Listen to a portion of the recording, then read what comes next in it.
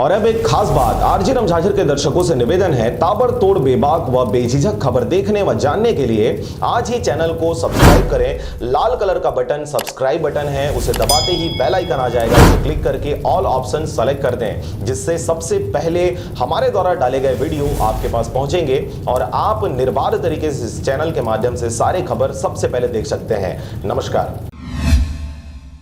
रविवार को कटघोरा एसडीओपी पंकज पटेल तथा थाना प्रभारी रघुनंदन शर्मा ने सुरक्षा को लेकर कटघोरा क्षेत्र में फ्लैग मार्च निकालकर क्षेत्र के सभी निगरानीशुदा बदमाशों को थाने बुलाकर उनकी परेड कराई तथा सभी को होली का त्यौहार प्रेम और सौहार्दपूर्वक मनाने के लिए समझाइश देते हुए हुड़दंग करने वालों पर कड़ी कार्रवाई करने की चेतावनी दी है। पुलिस ने क्षेत्र के निगरानीशुदा बदमाशों को हिरासत में रखते हुए होली के हुड़दंग में कोई ऐसा काम ना करें जिससे कानून व्यवस्था खराब हो। अगर ऐसा होता है तो पुलिस उनके साथ सख्त से सख्त कार्रवाई करेगी।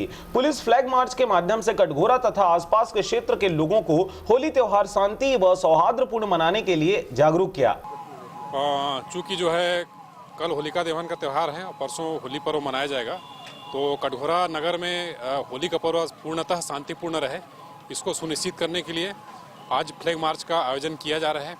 इस फ्लैग मार्च में काफ़ी बड़ी संख्या में सीएफ का बल एवं स्थानीय कटघोरा थाना का बल मौजूद है।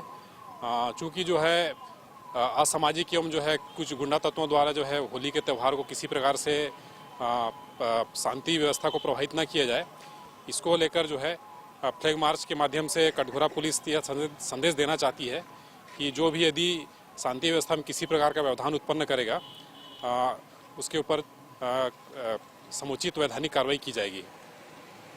कटघोरा से जयप्रकाश साहू के साथ शारदा पाल एवं शशिकांत डिक्सेना की रिपोर्ट, आरजे रमझाझर।